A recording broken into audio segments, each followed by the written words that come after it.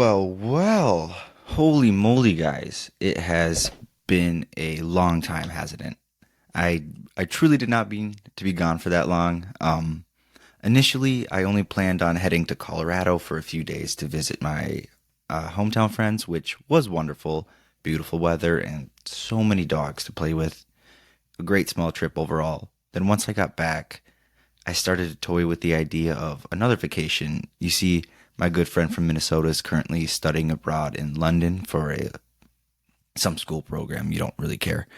And as it turns out, I was able to get some extra time off work and flights weren't too expensive. So for about 2 weeks, I was rush planning that last minute and I just happened to get back from London.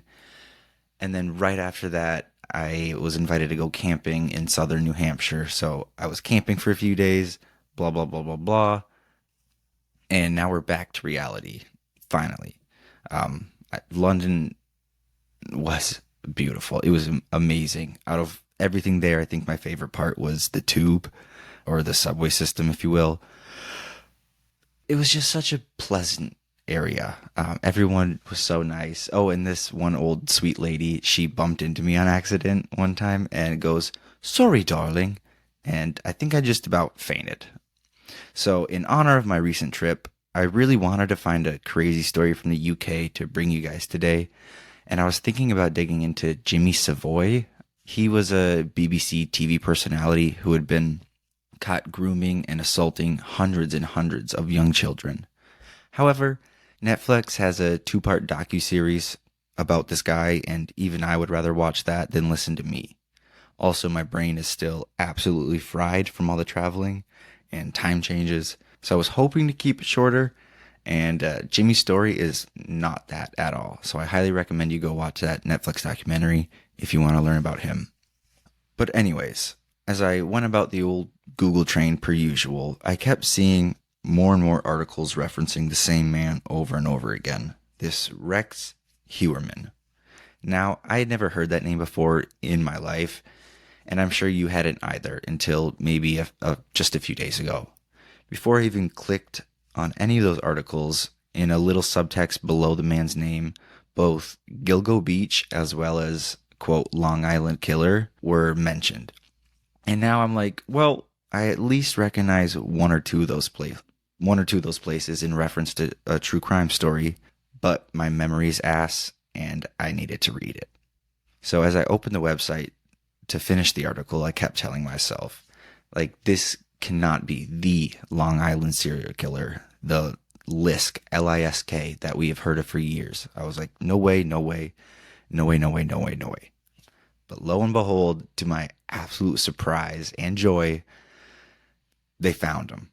Over a decade after his last victim had been found, investigators have finally captured the monster known as the Long Island serial killer, responsible for at least 4 murders and assumed multiple more. On July 13th, just, what day is it? Literally a week ago, Rex Heuermann was arrested in Manhattan for the murders of multiple women. So, first of all, I just want to mention that this investigation is still very much ongoing. Normally, I would try to wait for the full picture to emerge, but honestly, I'm just too excited and geeked out about all this news, as I'm sure many of you are. So without further ado, let me take you back to the beginning and tell you the story of Rex Heuermann, the Long Island serial killer. Our story starts in May of 2010, but in actuality, it started over a decade earlier, and we'll get into that a little bit later. So on May 2nd, near Gilgo Beach, police had received a very panicked 911 call from a 24-year-old sex worker named Shannon Gilbert. And she was screaming into the phone, saying things along the lines of, "They're after me," or "He's going to kill me." Whatever the exact quote was, she felt she was in danger and needed help. It was then reported that after Shannon made this phone call, or as she made this phone call, she was escaping, quote, from a client's house in Oak Beach, which is near the Gilgo Beaches.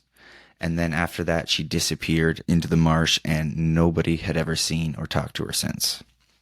So just this crazy panicked girl running around the neighborhood, calling 911, she disappears. So, police start looking for Shannon in the summer of that year. The Suffolk County Police sent Officer John Malia, or John Malia, out with a cadaver dog named Blue to go look for any human remains. Unfortunately, this duo was unsuccessful in their search around the community where Shannon was last seen. They'd searched the Oak Beach area to be specific. However, and props to John, the same officer, he came back on December 11th of the same year to conduct a second search. This time, he and Blue stayed close to the shoulder of the parkway near Gilgo Beach itself, and this time, Blue came through. He, quote, alerted to a scent which the pair tracked to a skeleton in a disintegrating burlap bag. The remains were later identified as Melissa Bartholomew's, end quote. Now, obviously this wasn't Shannon at all, but to find anybody while searching in a missing persons case, it's huge. And this was just the beginning of a long, terrible winter for investigators. Upon further search of the crime scene, 3 more bodies had been discovered. Maureen Brainard, Maureen, however you say it, Maureen Bernard, Megan Waterman, and Amber Costello.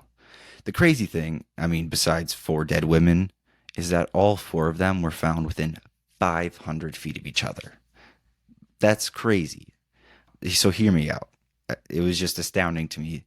If you were driving along the highway or freeway doing about 60 miles per hour, let's say, and you drove past this scene, theoretically, you would see 4 murdered people in under 6 seconds flat. Like if you were just driving normally, 4 dead people in under 6 seconds. That's how close they were to each other. And that's a stat that I'm horrified to know. Now, it does not stop there. In March of 2011, just a few months later, as the investigation continued, police continued combing the area and stumbled across the partial remains of Jessica Taylor. Jessica had been missing for years up until that point. Actually, in July of 2003, Jessica had gone missing, and only weeks later, in that same month of the same year, back in 2003, police found evidence, or quote, partial remains of her body in Manorville, New York, which is a town in Suffolk County. And this isn't very specific. It could have been anything between fingernails or teeth or just some hair that was found. But the discovery of more remains in Gilgo Beach and the remains from 2003 only cemented the fact that she had been killed years earlier.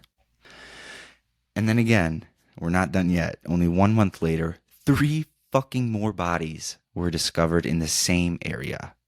It was like the investigators were just out here berry picking along this ocean parkway. My goodness. These 3, are almost more sad since they couldn't all be identified. For example, there was just a little female toddler who was found, and her remains are unknown. We don't know who she is, as well as an Asian male. And the third victim, after years, luckily, she was identified as Valerie Mack. And now, Valerie's discovery, this held a little more interest among police and investigators and people following the case. You see, Valerie, like Jessica, was last seen by her family members in the late spring of 2000. And again, just like Jessica, some of her partial remains were found just months after in the town of Manorville, New York. Now, this is the second time police have found remains belonging to the same woman, both along the parkway and in Manorville. This, is getting me curious on my own, but I wanted to see how close these 2 areas actually were to each other. Turns out it's only about a 45-mile or an hour's drive from Gilgo Beach to Manorville, New York. A very plausible route for any dedicated serial killer to use over the years. And now I'm thinking it, you're thinking it, and the police were thinking it back then. Due to the similarities of both Jessica and Valerie's cases, quote, police speculated that Valerie Mack and Jessica Taylor may have been murdered by a second separate killer, end quote. To me, this theory makes total sense, at least at this point in time in the case. You have a few bodies found along Gilgo Beach, and then their remains are also found in Manorville. It seems like the same person was killing somewhere, dumping in another area. But oddly enough, police came back later that year in November of 2011, and then they said they believed one man to be responsible for all of. Oops, I just hit my mic. All of the above murders. I use my hands way too much. Quote, the single killer theory stems from common characteristics between the conditions of the remains and forensic evidence related to the bodies. End quote. Now, I'm not sure I totally agree with this theory, but let's roll with it and move on. So, very shortly after Valerie had been found, police found two more unidentifiable women in Nassau County, a mere 20 minutes inland from Gilgo Beach. The first woman, Jane Doe number 7, as they refer to her, had previously gone missing in 1996, and yet again, her partial remains had been found years before her body was discovered in Nassau County. And these remains were located on Fire Island, which it's important to this case since Fire Island is along the same ocean parkway as Gilgo Beach, albeit 50 minutes north, but on the very, very same roadway. Like the only route you can take from Gilgo Beach to Fire Island, it's one and the same. The second Jane Doe found in Nassau County, she had been given the nickname Peaches, I think due to a tattoo on her upper chest when she was found. And she fits into this Long Island serial killer theory because, although unidentified, police were able to determine that she was the mother of the murdered toddler found along the Ocean Parkway. This is almost too good of a connection, if you ask me. So at this point, the police have a ridiculous amount of bodies, almost zero evidence, and zero suspects. I can only imagine how much work they had on their plate at this point, and then to top it off, another body was found on December 13th of 2011. This time, it's finally Shannon Gilbert, the missing woman who had started it all. Shannon is found in the marshes outside Oak Beach, only minutes from Gilgo Beach, where the others were discovered. Before I continue here, so it's kind of confusing, all these different locations and places, but if you Google mapped what the fuck county is it now? Nassau County. If you Googled Nassau County to Fire Island and routed it, you would hit every single one of these locations that we've seen, and they're all within an hour of each other. It's kind of mind-blowing. So anyways, the police, oddly, were very quick to dismiss any connection between Shannon and the other victims, which I found very absurd. Unless they knew something I didn't know, they were just quick to throw it out, citing, quote, the Suffolk County medical examiners ruled that Gilbert accidentally drowned after entering the marsh. They believe that she was in a drug-induced panic and have concluded that hers was, quote, death by misadventure or inconclusive, end quote. This made many people frustrated, most notably Shannon's surviving family, of course. They believe she had been murdered and ended up suing the county to try and get more answers. And luckily, during this suit, the family found some help. Due to the controversy about Gilbert's death, in September of 2014, quote, forensic pathologist Michael Baden agreed to conduct an independent autopsy of Gilbert's remains in hopes of determining a clear cause of death. Upon examination of Gilbert's remains, Baden found that there was damage done to her hyoid bone. Hyoid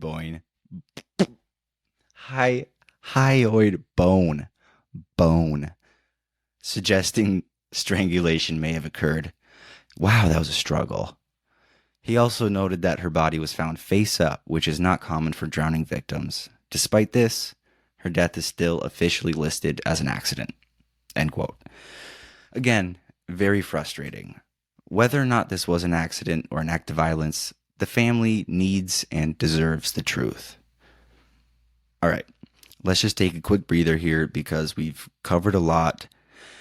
Right now, investigators have 10 victims, or 11 if you count Shannon, which I like to.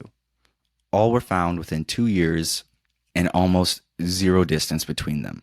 Many of the bodies had gone through decomposition, losing many clues along with the body itself besides the skeletal remains.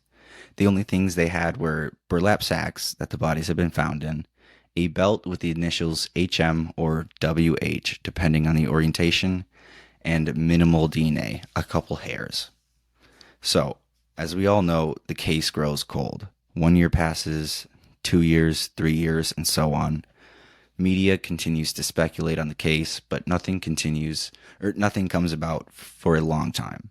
It wasn't until 2017, 7 years after the first body, that a good suspect starts to appear, and his name was John Bitchrolf.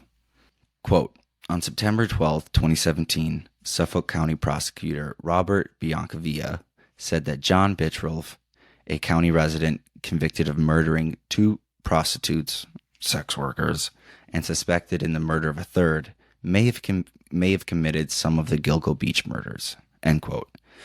And this guy, John, he looked good for multiple reasons. 1, his previous victims were sex workers, so he has the same targets. 2, Bitchrolf actually lived in Manorville, New York, where partial remains of 2 of the Gilgo Beach victims were found. And 3, one of his victims from earlier, Rita Tangretti, she had a daughter who was really good friends with Melissa Bartholomew, yet another Gilgo Beach victim. So you have 3 connections right off the bat there. Unfortunately, though, this lead went nowhere. Besides the few connections, there was really no tangible evidence to link Bitchrolf to these newer crimes. And yet again, the case goes cold. As these victims, unidentified, and their families mourn, a monster continues to roam free among this Long Island population. And it wasn't until another 5 years later, in March of 2022, when it seemed like all hope had been lost to catch this killer, police received a crucial tip. It turns out a witness had seen a Chevy Avalanche truck near the crime scene, and police finally tied this truck to the registration of one Rex Heuermann. As police tracked down this lead, their suspicions continue to grow at an alarming rate. Quote, according to investigators, his cell phone records indicate that he had been in contact with 3 of the 4 victims, 3 of the 4 girls that we're referencing, and an email account linked to Heuermann had conducted online searches of the investigation's progress. Court records also indicated that he had searched the internet for, quote, sadistic materials, child pornography, and images of the victims and their relatives, end quote. This, as fucked up as it is, still isn't enough to charge this man with murder. But that wasn't all they found. In addition to the above, quote, hair found on the victims believed to be Heuermann's wife was matched using DNA testing. So we have a first match. And just wait, because it gets even better. Police then took a discarded slice of pizza belonging to Rex for DNA purposes, and they were able to match it to a male hair found on one of the victims' bodies. So wife's hair is matching, his hair is matching, and then in addition to DNA, investigators found multiple burner phones with conversations between Rex and the victims planning to meet up. It almost seems too perfect. This was the breakthrough everyone had been waiting for years. All right. So where do we stand at the moment? According to ABC, quote, Heuermann is currently behind bars, charged with first-degree murder in the deaths of Melissa Bartholomew, Megan Waterman, and Amber Costello. According to an indictment unsealed in the Suffolk County Criminal Court, he is also considered the prime suspect in the death of another woman, Maureen Brainerd, end quote. So during his arraignment last Friday, this nutsack actually had the audacity to plead not guilty, even with all of this evidence stacked up against him. But who is he anyways? Who is this Rex Heuermann? According to almost everyone who knew him, he was as normal as they come. And you continue to hear this. He was a 59-year-old architect, husband, father of 2. He lived in the same house for 20 years and never had any issues with neighbors, leading a relatively quiet life overall. I thought this quote from a former neighbor kind of summed up his existence really well. Quote, if he is found guilty, he was living a double life, said Rosemary Kafka. Quote, the regular guy who goes to work, has kids in the local school and in a good neighborhood, but he's killing people on the side, end quote. Just the perfect example of a double life. His wife, naturally and almost immediately, filed for divorce. She and her children are disgusted by the charges brought against her husband. I can't even comprehend how reeling that must be for them to know that your father, your husband of 20 plus years, has been killing people on the side. I mean, okay, so there's just so much more information out there about additional possible victims, connections, and theories that I could go on for days. But like I said, the investigation is still ongoing. There is much to be learned, and I'm hoping that this guy eventually just breaks under pressure in one of the interviews, cracks, and gives us a tell all. Like, let's give some of these families the peace that they deserve. And I think this might be a good place to leave you all, fine folk. He's in prison, awaiting trial, blah, blah, blah. Hopefully, I'll be able to do a follow up at some point after his case is settled. I can't wait to see what happens. I know you're excited to see what happens. Well, it is a pleasure to be back. I missed us, you know? Oh my God. The only thing, well, I got a few things from London, like magnets, but the only thing that I really, really am proud of for buying in the few trips I mentioned was this. If I can put a photo up, I will, but it's a framed drawing of Gibby from iCarly holding a half-eaten banana. And I just think it's the best thing in the entire world. So I'll leave you with that. Love you. Bye-bye.